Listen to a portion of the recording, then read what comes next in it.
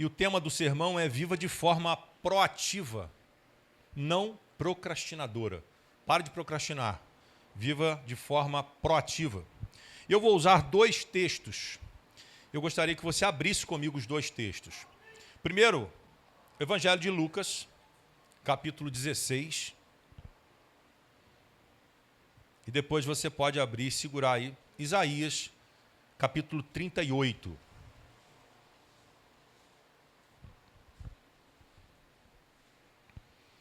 Viva de forma proativa, não procrastinadora.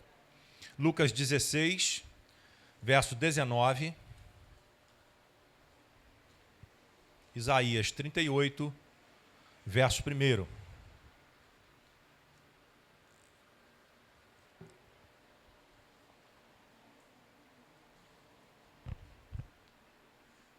Todos acharam? Lucas capítulo 16, versículo 19, fala sobre a parábola do rico e do mendigo Lázaro. E o livro do profeta Isaías, capítulo 38, fala sobre quando Isaías recebe a sua sentença de morte. Lucas 16, então, verso 19, diz assim, eu estou na nova versão transformadora. Jesus disse, havia um homem rico que se vestia de púrpura e linho fino e vivia sempre cercado de luxos. À sua porta ficava um mendigo coberto de feridas chamado Lázaro. Ele ansiava comer o que caía da mesa do homem rico e os cachorros vinham lamber suas feridas abertas. Por fim, o mendigo morreu e os anjos o levaram para junto de Abraão. O rico também morreu e foi sepultado, e foi para o lugar dos mortos. Ali, em tormento, ele viu Abraão de longe com Lázaro ao seu lado. O rico gritou, pai Abraão, tenha compaixão de mim. Mande Lázaro aqui para que molhe a ponta do dedo em água e refresque a minha língua. Estou em agonia nestas chamas. Abraão, porém, respondeu, filho, lembre-se de que durante a vida você teve tudo o que queria e Lázaro não teve coisa alguma. Agora ele está aqui sendo consolado e você está em agonia. Além do mais, há entre nós um grande abismo. Ninguém daqui pode atravessar para o seu lado e ninguém daí pode atravessar para o nosso. Então o rico disse, por favor, pai Abraão, pelo menos mande Lázaro à casa de meu pai, pois tenho 5 irmãos e quero avisá-los que não terminem neste lugar de tormento, para que não terminem neste lugar de tormento. Moisés e os profetas já o avisaram, respondeu Abraão. Seus irmãos podem ouvir o que eles disseram.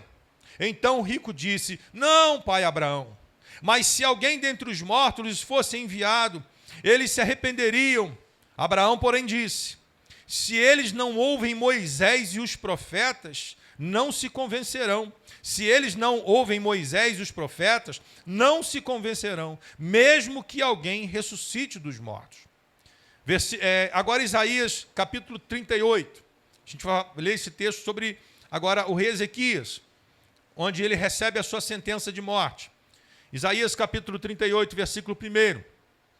Por este tempo, Ezequias ficou doente e estava para morrer. O profeta Isaías, filho de Amós, foi visitá-lo e transmitiu-lhe a seguinte mensagem. Assim diz o Senhor, ponha suas coisas em ordem, pois você vai morrer. Não se recuperará dessa doença. Quando Ezequias ouviu isso, virou o rosto para a parede e orou ao Senhor. O Senhor, ó Senhor, lembra-te de como sempre te servi com fidelidade e devoção e de como sempre fiz o que é certo aos teus olhos. Depois o rei chorou amargamente. Então Isaías recebeu esta mensagem do Senhor. Volte a Ezequias e diga-lhe, assim diz o Senhor, o Deus de seu antepassado Davi, ouvi sua oração e vi suas lágrimas, acrescentarei 15 anos à sua vida. Glória a Deus. Irmãos, nós estamos vivendo como se tivéssemos muito tempo sobre a terra, ou se nós soubéssemos o dia que nós vamos morrer. Mas a Bíblia ela é clara quando ela diz que a vida é breve, a vida é curta e a morte ela pode nos surpreender a qualquer momento. Nós temos aqui duas histórias. A parábola do rico e de Lázaro, dois homens completamente diferentes, financeiramente e espiritualmente. Um que tinha tudo financeiramente, mas que não tinha Deus no seu coração. Outro que não tinha nada na sua vida, tinha desejos de tantas coisas, mas não podia por causa da sua condição social e financeira. Mas ele se lembrou de que a sua vida era importante para Deus. E a gente vê no dia da morte de ambos. Ambos morrerão, mas o destino de cada um será diferente, de acordo com aquilo que ele está vivendo na vida. E a gente vê então o rei Ezequias, que recebe a sua sentença de morte, ele vira para o canto, ele chora e Deus atende o seu clamor, a sua oração, viu as suas lágrimas e dá a ele mais 15 anos de vida. Eu quero falar hoje, diante dessas posturas que eu mencionei, eu quero falar sobre um tema que está em voga na nossa atualidade. Todo mundo fala sobre isso. Todo mundo está tocando, esbarrando nesse assunto, que é sobre a proatividade e a procrastinação. São duas coisas opostas. Proatividade é oposto de procrastinação.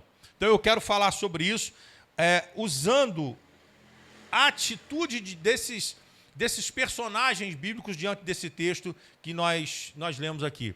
Mas eu não quero falar de procrastinação. Procrastinação é você adiar.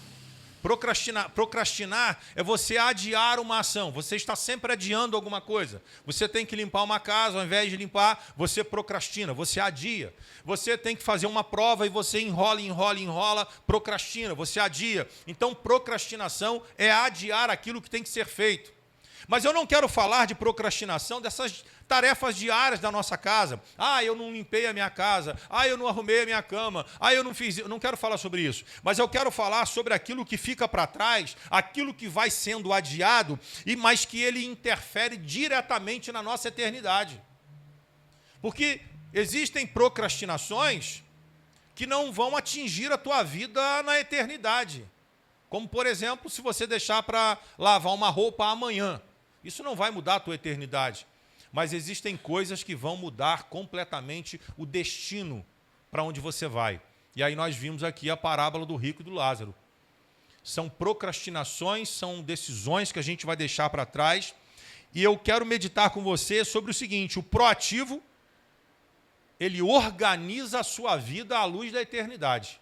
A Bíblia Sagrada é uma referência para o proativo.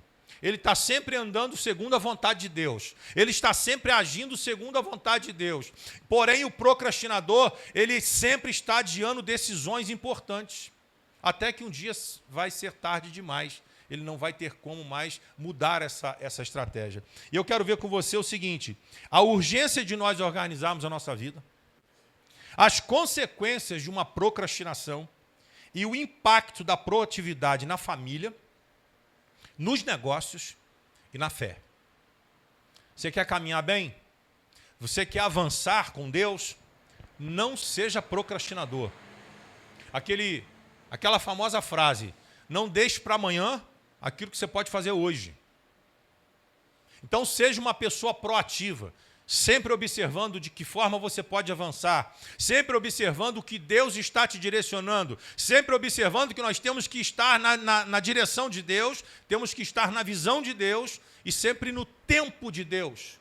Porque não adianta também a gente querer ter a visão de Deus se a gente não está fazendo as coisas no tempo de Deus. A gente tem uma visão, Deus nos deu uma visão, Deus nos deu uma missão, mas a gente está sempre ou atrasado demais ou adiantado demais. Isso também é um problema. Então nós vamos pensar um pouco sobre isso. Agora, qual a necessidade ou a urgência de nós organizarmos a nossa vida? Talvez você se pergunte: pastor, mas a minha vida ela é organizada. A minha casa é direitinha. A minha vida ela não é bagunçada. A minha vida ela tá indo bem nos trilhos. Que bom. continue assim. Mas o texto de Isaías vai até o rei Ezequias e diz assim: põe as suas coisas em ordem, pois você vai morrer, não se recuperará dessa doença. Deus está dando a Ezequias um alerta: organize a sua vida. Organize, coloque as tuas coisas em ordem. Pare e pense, será que todas as suas coisas estão em ordem? Será que aquilo que você vive, que pode interferir em alguém na sua casa, está em ordem? Será que você está se preocupando só com a tua vida? Ou você precisa ser lembrado por esse texto que botar as suas coisas em ordem significa: toma cuidado, porque qualquer coisa que esteja em desordem na sua vida pode atingir a tua casa. Qualquer coisa que esteja em desordem com você pode atingir a tua casa. Então Deus está falando para Ezequias: bota a tua casa em ordem, cuida da tua vida, organize a tua vida, porque ninguém sabe o dia da sua morte.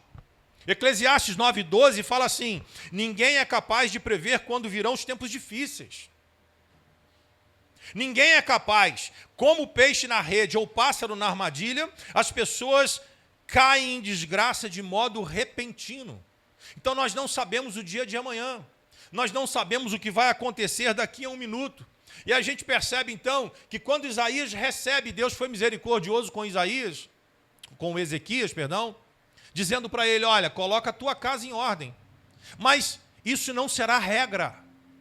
Deus não vai chegar para a gente, talvez se ele quiser, mas ele não vai chegar e dizer assim: ó, coloca a tua casa em ordem que você vai morrer.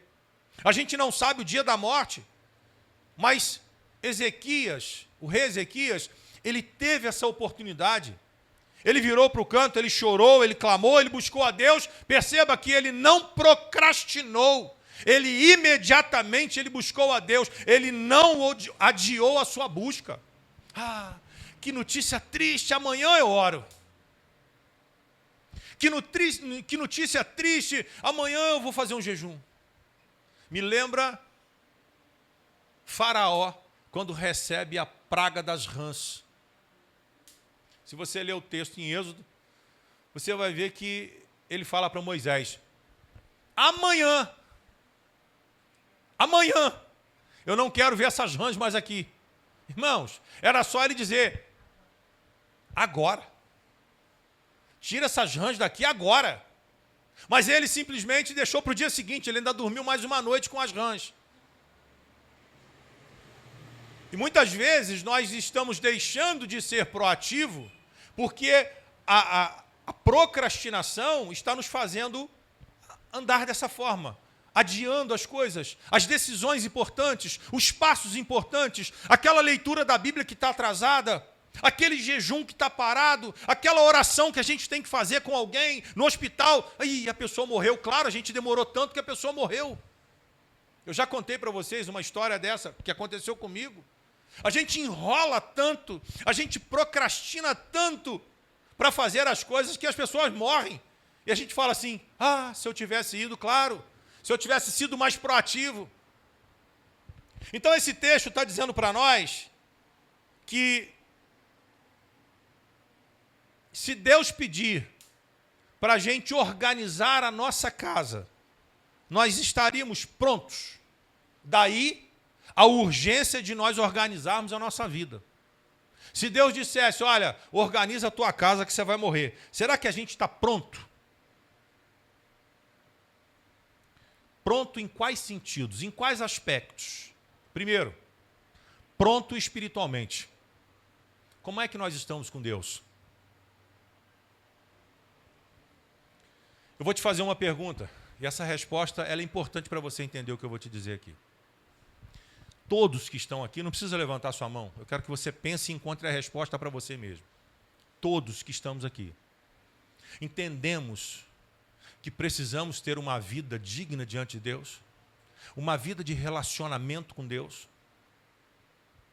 Porque sem Deus, nós vamos morar no mesmo lugar que esse rico, um lugar que arde em chamas. Se você entende que buscar a Deus é necessário para a tua vida, eu digo para você, Comece a organizar a tua vida hoje, agora. Organize a tua vida espiritualmente, a tua vida com Deus. Como é que está a tua relação com Deus? O mundo está batendo forte dentro do peito? Os anseios da carne estão batendo forte dentro do peito? Então, se isso está acontecendo, é momento da gente mudar isso. Se nós cremos que a nossa vida tem que estar nas mãos do Senhor, a urgência é grande. Precisamos organizar a nossa vida já. Espiritualmente, com Deus. Segundo, familiarmente. Como é que está a nossa família? Eu não falo com meu irmão. Eu não estou falando com meu marido. Eu não estou falando com a minha esposa. Eu não converso com meu pai. Eu não converso com a minha mãe. Irmão, acerte a tua vida agora. Perdoe. Tenha relacionamento. Ensine as pessoas da sua casa sobre quem é Deus. Então, se nós queremos organizar a nossa casa, nós precisamos cuidar da parte espiritual, precisamos cuidar da parte familiar e, por fim, da material. Como é que está a tua vida hoje? Pastor, minha vida está uma bagunça. Arrume a tua vida, irmão. Coloque a tua vida em ordem. Coloque os teus negócios em ordem. Coloque as responsabilidades em ordem. Aquele boleto que era para ter pago, mas está assim enrolado. Tem gente que deixa para pagar no último dia, R$ 23,59. Se cair a internet, paga juro. Você não conseguiu pagar.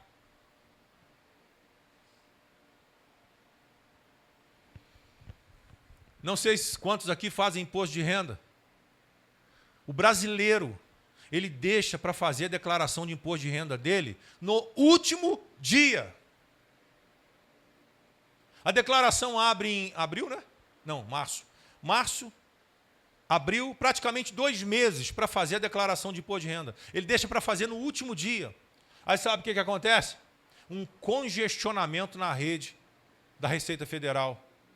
Aí depois, no dia seguinte, tem que pagar multa, tem que isso e aquilo. Por quê? Porque não declarou a receita, o imposto de renda na data certa.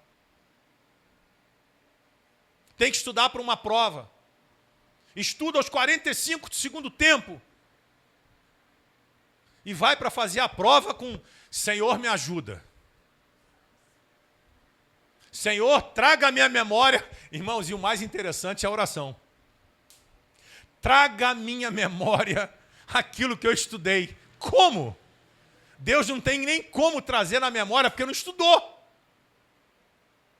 Irmãos, precisamos criar o hábito da organização. Precisamos criar o hábito de ser disciplinados, organizados com as nossas ações diárias, rotineiras. Então, cuidar da nossa vida material, familiar e espiritual é importante, irmãos. Nós temos que urgentemente organizar a nossa vida. Mas ainda tem aqueles que preferem procrastinar, que preferem adiar. O meu carro está fazendo um barulho. Irmãos, ele só para quando o carro explode. Porque o carro começa com um barulhinho. Depois aquilo explode. Aí ele fala assim: quebrou. O diabo está furioso. Quer acabar comigo, botou um problema no carro. Claro, irmão, não é o diabo não, é a procrastinação. Começou com um barulhinho pequenininho lá atrás, só que o carro agora já até explodiu, porque tem 2 anos que está com barulhinho. Nós precisamos organizar a nossa vida. Agora, quais as consequências da procrastinação? A gente leu no texto que Jesus fala, conta essa parábola do rico e do Lázaro, e ele fala que o rico viveu apenas para o presente, ele esqueceu da eternidade. Procrastinação. Amanhã eu faço. Amanhã eu oro. Amanhã eu vou ao culto. Depois eu faço isso. O rico, ele viveu só agora, só o tempo presente. Ele esqueceu da eternidade. Ele adiou decisões importantes na sua vida. Dentre elas, reconciliar-se com Deus. Ele adiou. Você já visitou alguém que você fala assim, você não quer receber Jesus na sua vida? Não. Hoje não. Você não quer confessar Jesus na tua... Não. Hoje não.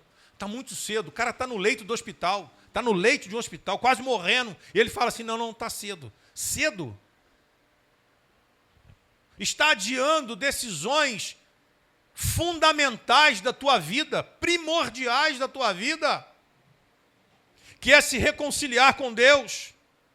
E aí o rico só percebeu que ele adiou decisões quando já era tarde demais.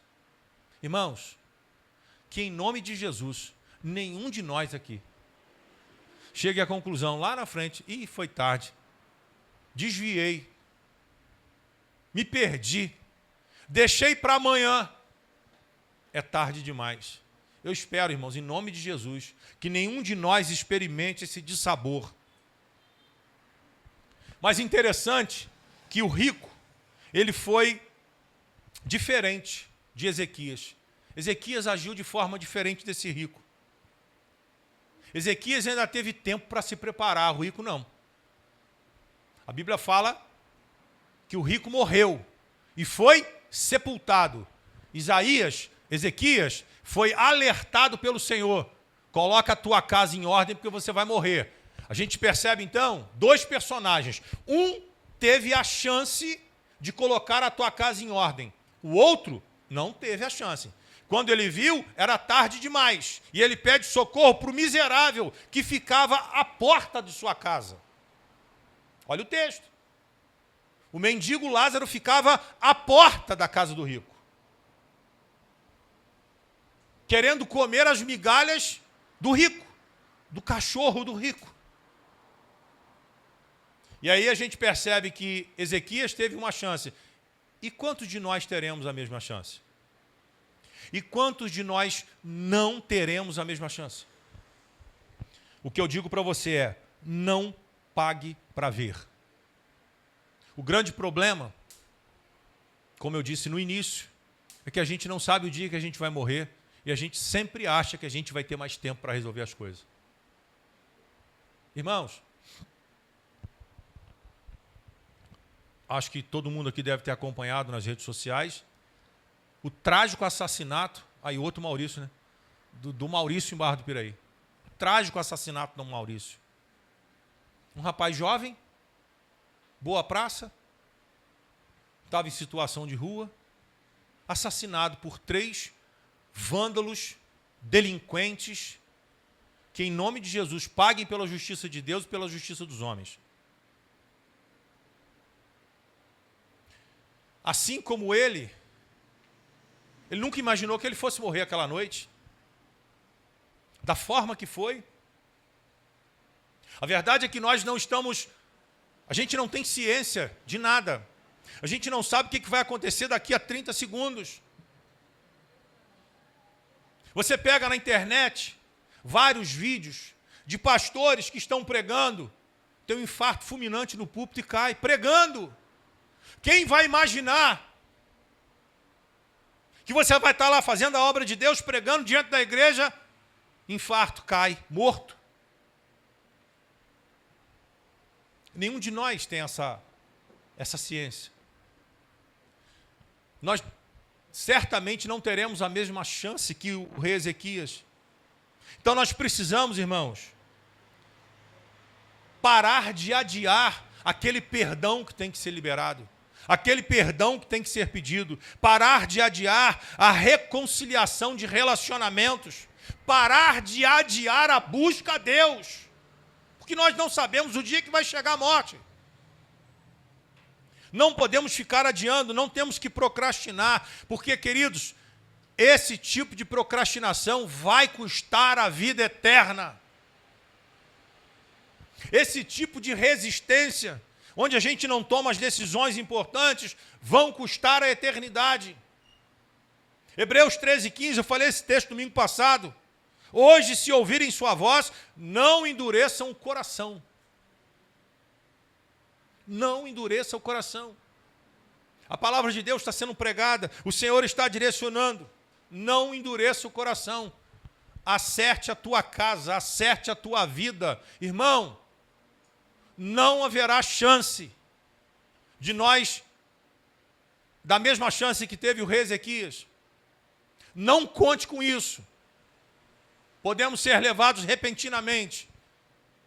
E eu te afirmo que esse lugar que Jesus está falando para o rico, ou melhor, está contando a história do rico e do Lázaro, o lugar que o rico estava é um lugar de tormento. E será tormento eterno. E por fim, qual o impacto da proatividade na nossa vida? Quando o Fabiano me falou do Maurício, na mesma hora, vamos resolver, vamos fazer. Está aqui hoje. Isso é proatividade, irmão. Eu quero resolver, eu preciso resolver, eu vou resolver. Então a proatividade é isso. Tem um exame para fazer, corre e faça logo. Tem uma prova para fazer, estude e faça logo. E uma dica que eu te dou, se você tiver vários problemas para resolver, comece a resolver pelo pior. Porque se você já começa pelo mais fácil, é sinal que você já vai procrastinar o pior. Comece pelo pior, porque é ele que vai te dar força para você fazer todos os outros. Então o impacto da proatividade nós precisamos pensar que quem não organiza a sua vida espiritual, emocional e prática, ele não consegue cuidar bem da família, dos filhos, do casamento, dos negócios e da igreja. Então se organize. Organize a tua vida espiritual, emocional e prática. Bote em ordem. Organize. Como é que estão as tuas emoções? Como é que estão as tuas finanças? Como é que estão as questões? Pastor, mas eu estou ganhando pouco. Irmão, gasta menos. Está ganhando pouco. Quem ganha pouco tem que gastar pouco. Até quem ganha muito tem que gastar pouco. Tem que organizar a tua vida. Não viva com os prazeres desse mundo. Viva bem, mas sem excessos. Viva bem, mas sem comprometer a tua renda. Porque quando você compromete a tua renda, você está comprometendo a tua casa.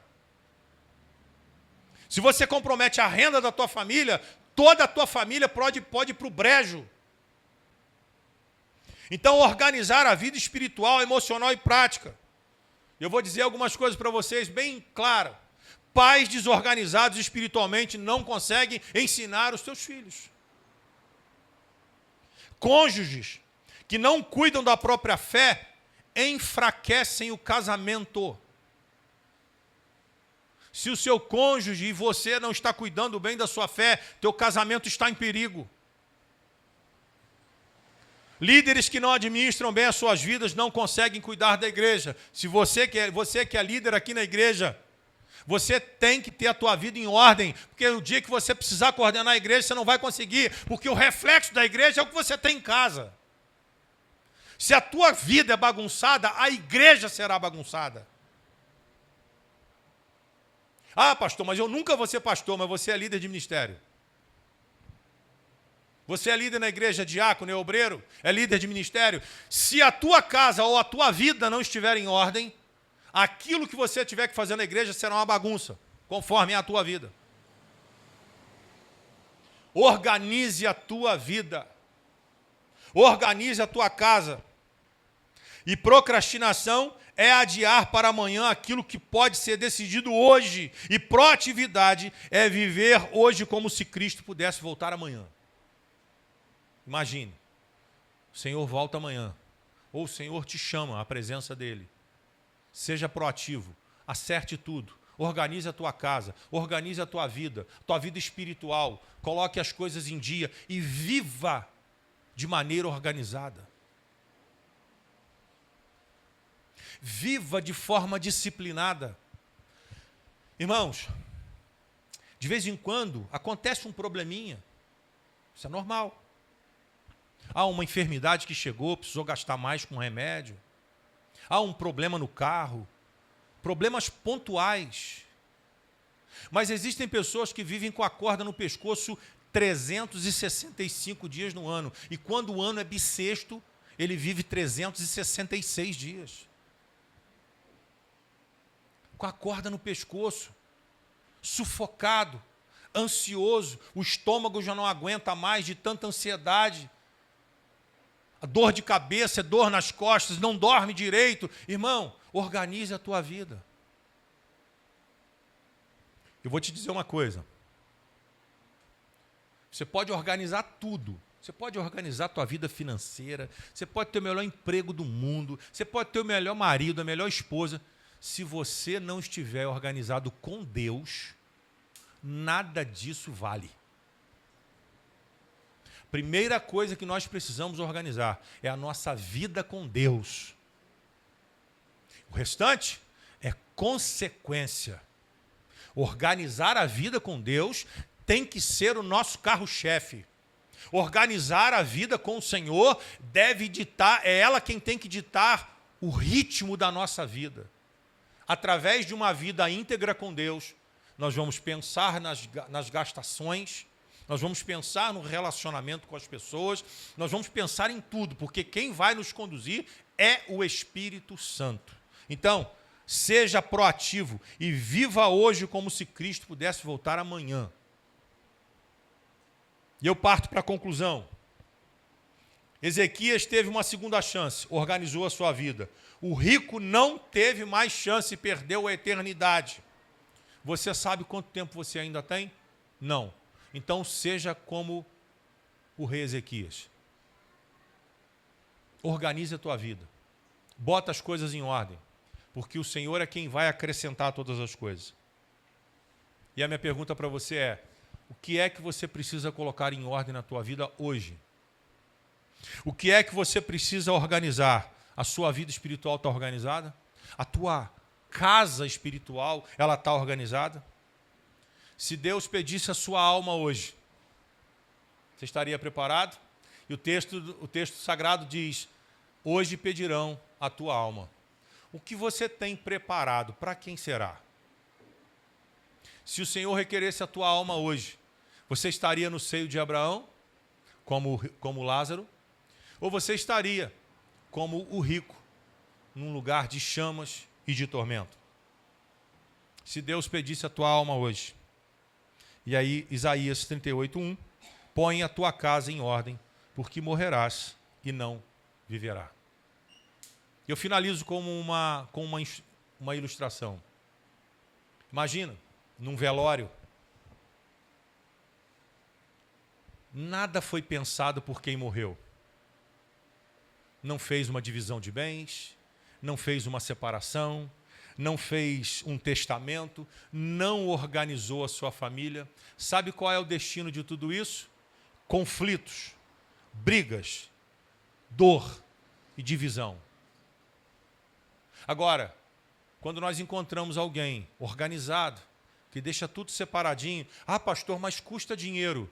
Irmão, não deixe a tua casa desguarnecida porque você não cuidou da tua família. Se você tem mais de um filho e sabe que vai ter divisões, porque depois que morre, a briga fica com quem está aqui. Deixa eu te contar uma história. Meu pai, quando morreu, ou melhor, antes de morrer, ele já tinha separado o dinheiro da urna dele, do caixão dele. Ele não deixou nem o caixão para a gente pagar. Ele já deixou tudo separado. Então, se você precisa organizar a tua casa. Depois que eu morrer, irmãos, isso não é um pensamento de um cristão. Depois que morrer, quem ficar aí que se vire. Isso não é um pensamento de cristão. Talvez isso não seja decisivo para na tua vida na eternidade.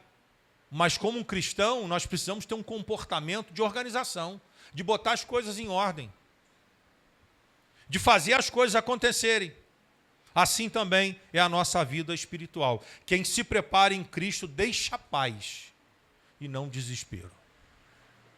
Não ache que depois que você morrer, você não vai estar aí para ver.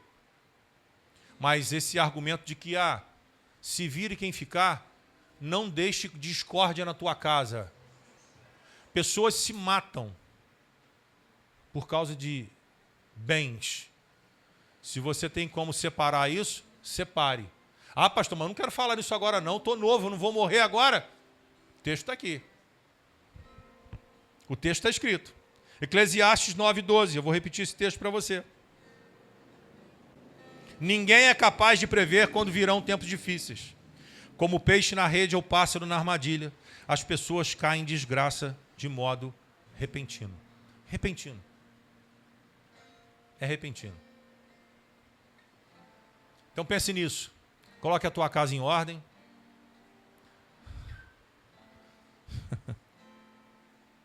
Você quer ver uma coisa? Se você morrer agora, isso é só para você saber se você está bem organizado. Quem sabe, ou onde tem anotado as suas senhas?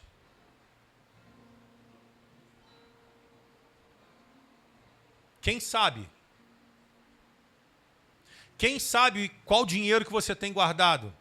Ah, pastor, eu só tenho R$100, não importa, não estou dizendo quantidade. Eu estou dizendo quem sabe onde estão as senhas das suas contas bancárias.